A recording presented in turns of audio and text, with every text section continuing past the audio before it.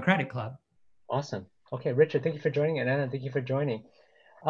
Okay, so Mayor Klein, thank you so much for joining us.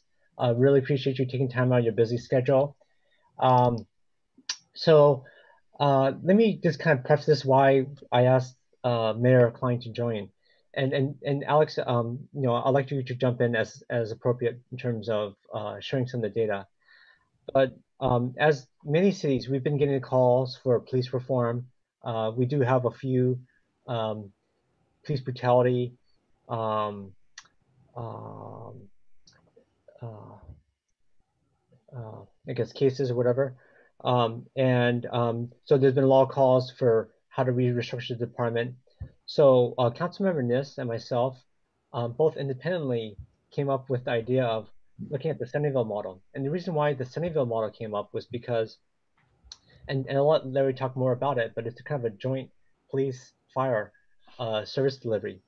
And the reason why this came up was because it might allow for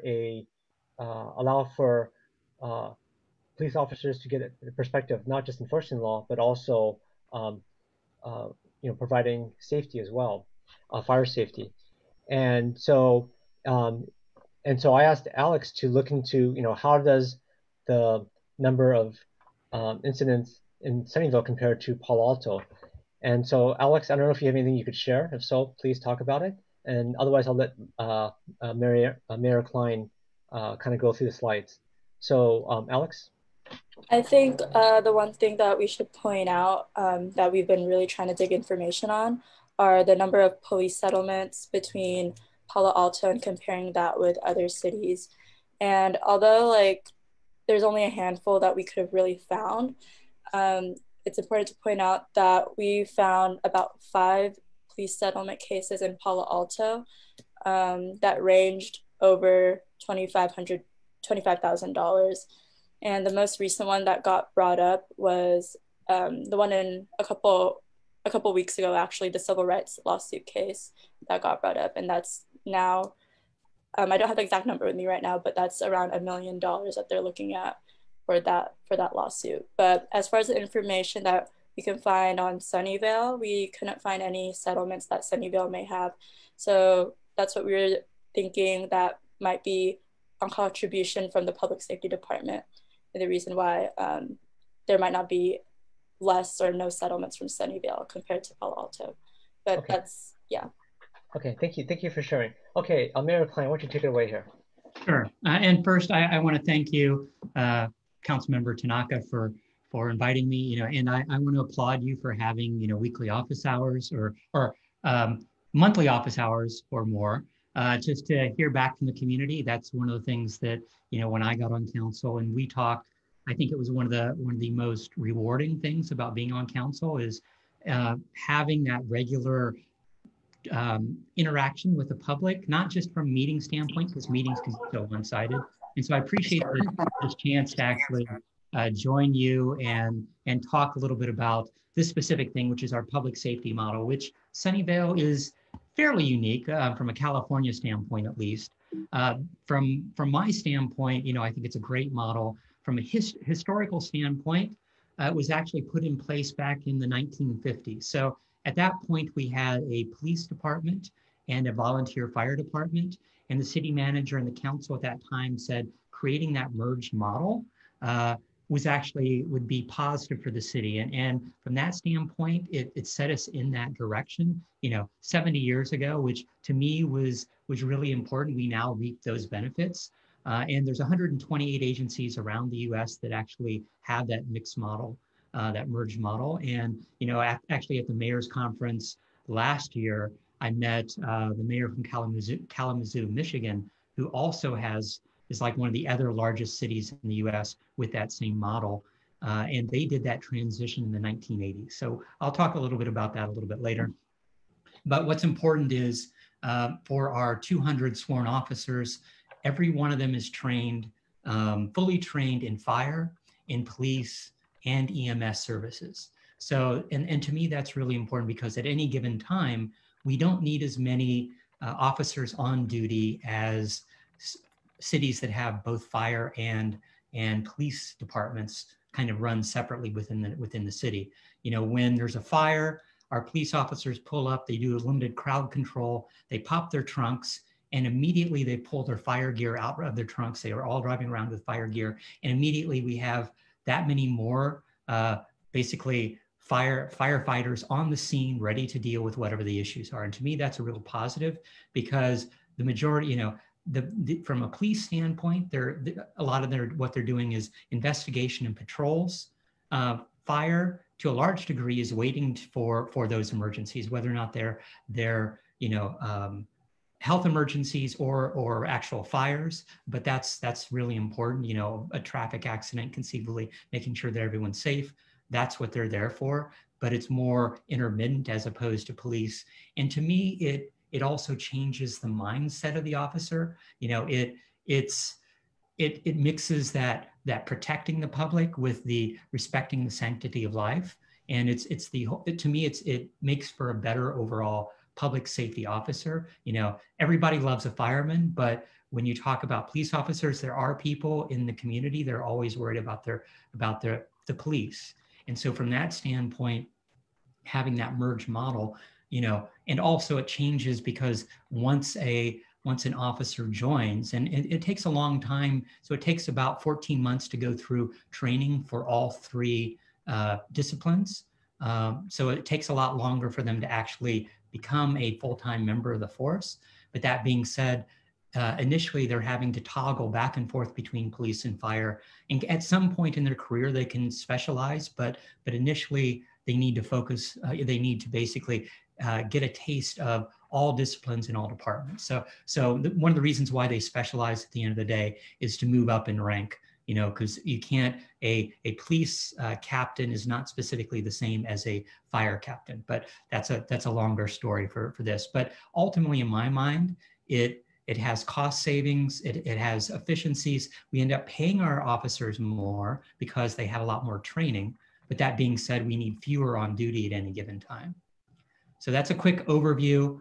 Sunnyvale's been the safest city, top 5 for the last 5 years.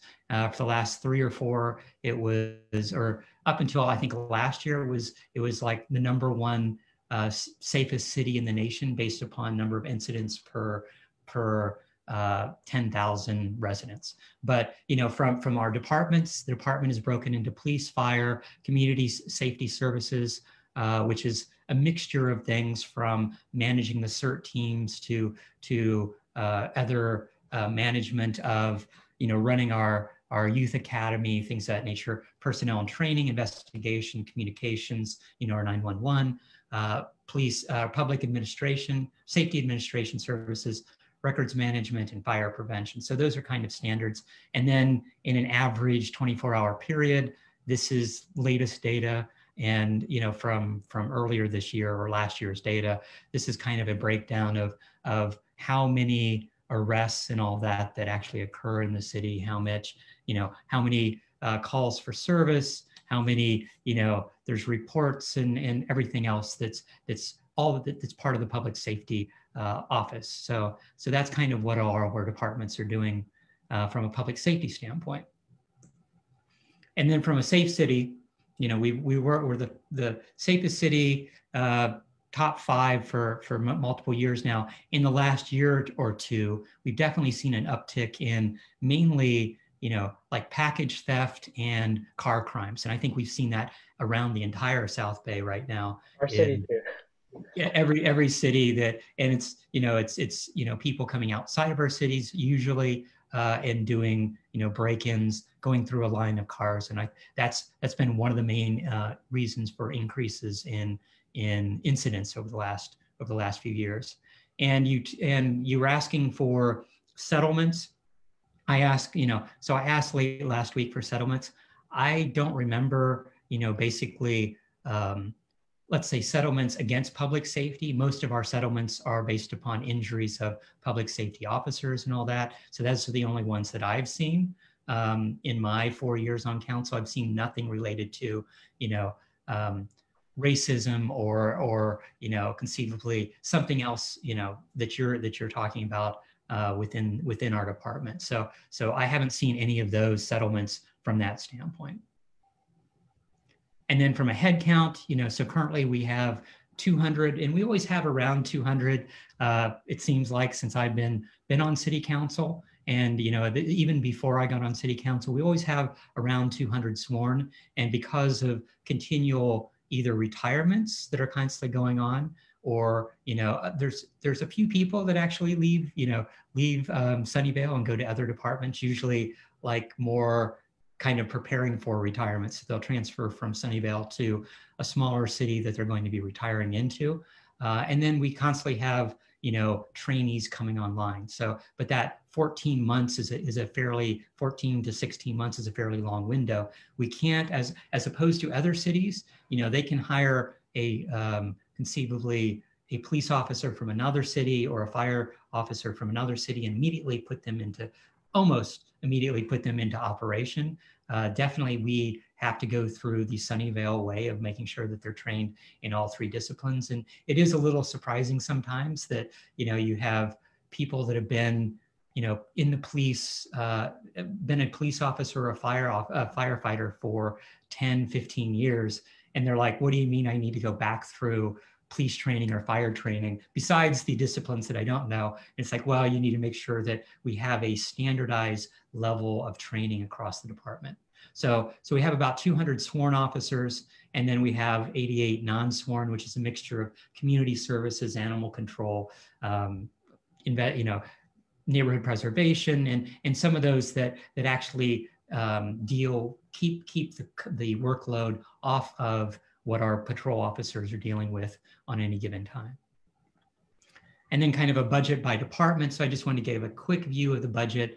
And so you see that, yes, public safety is fairly high, but you see that on, and this is by department. Overall, we have about a $500 million budget. So about 500 million.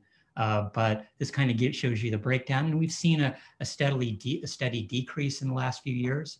And, that was one of the things that we focused on going forward for this year, is freezing some open positions that have been there. But we have been spending money. We've been doing a lot of new operations within the departments over the last few years.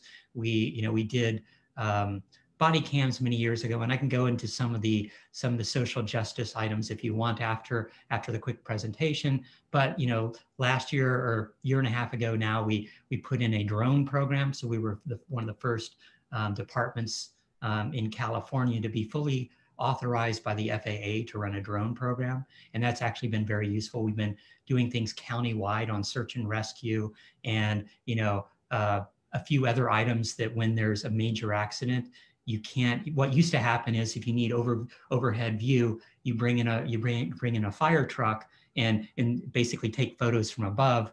That basically takes a fire truck out of service. So so this is kind of a quick breakdown. You see that the other big item here is environmental services. We have our own wastewater treatment plant, which we're currently working to refurbish, and that's why that environmental services is so high from that standpoint. But you can kind of see the breakdown on this on a department basis. And that's a quick overview. If you want to go to questions, it's yeah, up no, to I'd you. like to first thank you for that presentation. That's great. It looked like you guys are doing an awesome job. Congratulations. Also, I want to just acknowledge that Councilmember Nis has also joined us. So I know you're traveling right now and you're super busy. So Councilmember Nis, thank you so much for joining us. Can you hear me, Greg? Yes, I can hear you.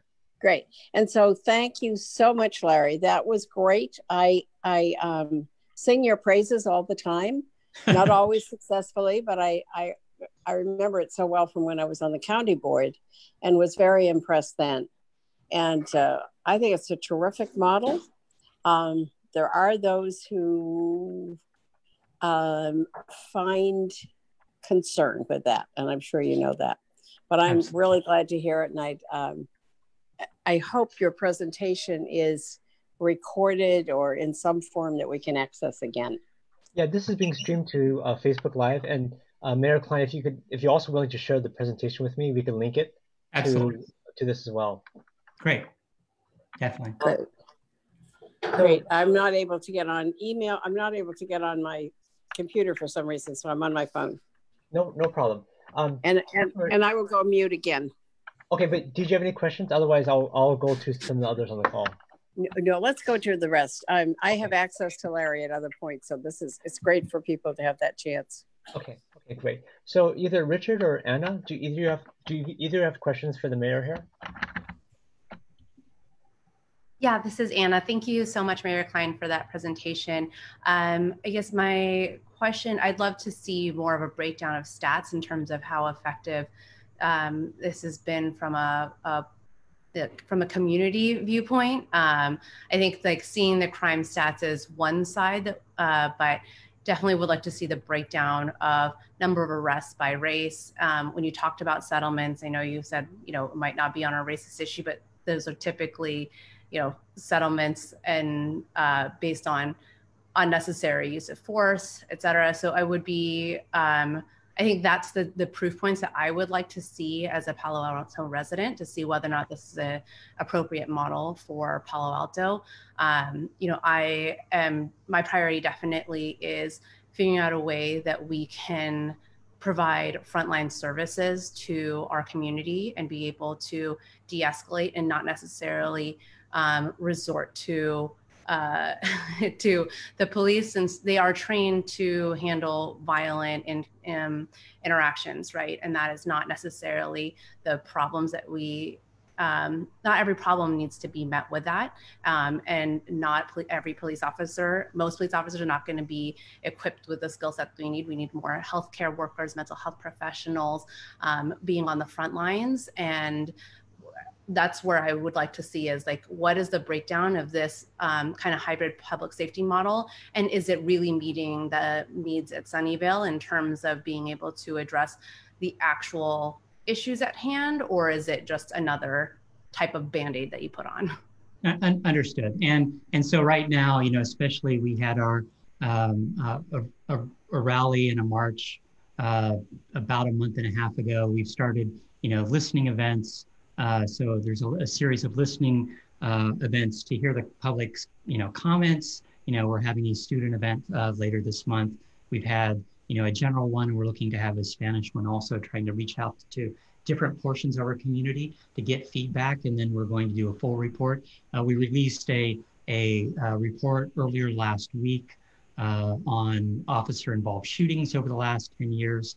And I think there's been one or so every year or two, and it's usually, and you can see what the person who was shot did. It's like, and usually it was major items like armed robbery or murder or stabbings that has actually happened. So we released that data. Right now I've been pushing the public safety that, showing that breakdown and doing a full report is critical. Exactly that. It's that transparency. And when you talk about training for officers, there is de-escalation training, there's bias training, there's crisis intervention training, case management. We have CIT officers to basically deal with crisis intervention trained events, so that making sure that de-escalation is part of our normal operation from a department standpoint. But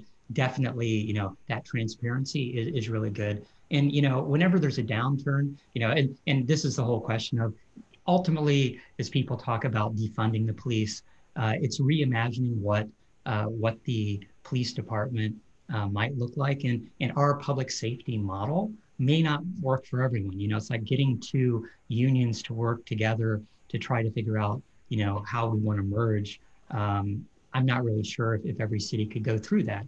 I was happy when I talked to the mayor of Kalamazoo, Michigan, and he was actually very positive about the final repercussions. It's like going to both unions and saying, okay, we're going to pay you more overall because you're going to have to be trained on both disciplines. And ultimately, we're going to have fewer officers as officers continue to retire. And there were some officers that immediately quit in talking to him because they didn't want to go through that. But ultimately, they think it's a great model. For us, every time there's a downturn and cities are looking to save money, this is one of the things that all of a sudden, in 2007, 8, we had lots of people outreaching to Sunnyvale to say, how can we save money?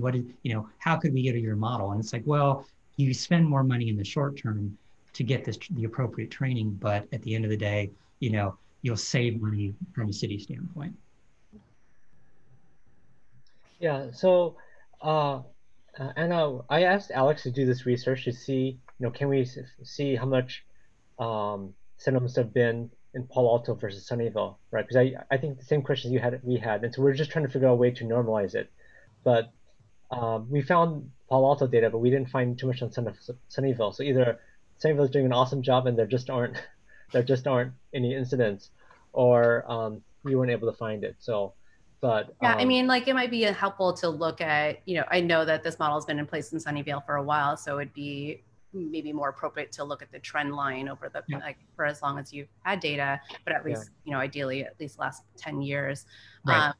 And then a question in my mind is not necessarily like, do we save resources by merging the two, but is it more appropriate to do a redistribution of resources to be able to invest in healthcare professionals, in childcare and youth services, and just resources to actually ensure that there's meaningful employment and that people's basic needs are being met in order to address a lot of the symptomatic issues that I think that we deploy police officers too readily for.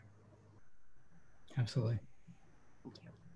Richard, and from a Sunnyvale standpoint, our officers also do a lot of, well, I'll say community service. So between the Sunnyvale Police Officers League, where they're basically dealing with at-risk youth and doing boxing and doing flag football and all that, to raising money for muscular dystrophy and all that, they're very active in our community. If we had a birthday car parade for a 104-year-old resident last weekend, and the fire engine went by, the police officers went by. There's a lot of interaction within our communities. We have a youth academy, we have a citizens academy. So youth academy to kind of help middle schoolers get their voice and kind of, it's actually interact with police officers, fire officers, understand what they're doing. We have a citizens academy where you go behind the scenes and figure out,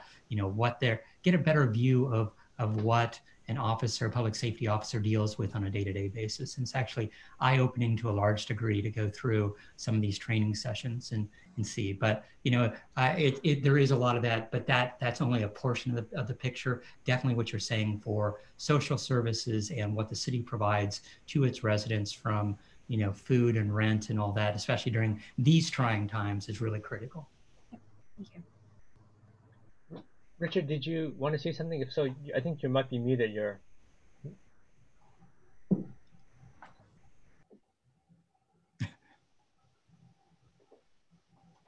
It's fine.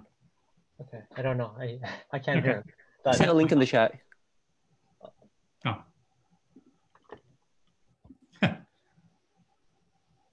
Okay, but it shows basically. Richard was showing here a Twitter feed which shows the expenditure per capita, and it shows Sunnyvale police expenditure per capita actually at the bottom of the list after the other ones.